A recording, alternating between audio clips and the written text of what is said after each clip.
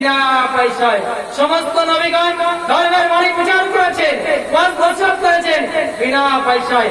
ধর্ম প্রচারের বিনিময় চুক্তি করা, কন্ট্রাক্ট করা, এটা শরিয়াতে নাজায়েজ হারাম বলা হয়েছে।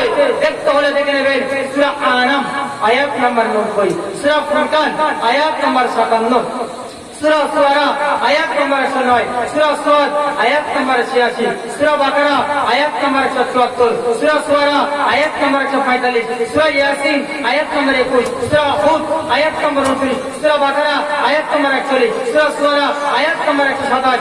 এতগুলো আয়াতে কারিমের মধ্যে আল্লাহ সুবহানাহু ওয়া তাআলা বিনা পয়সায় ইসলাম ধর্ম প্রচারের কথা বলেছে।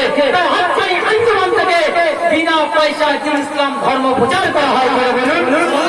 কারে কাছে করে বিনিময়, ওরা পুরস্কার, ওরা চুক্তি কন্ট্রাক্ট গ্রহণ করা হয় না।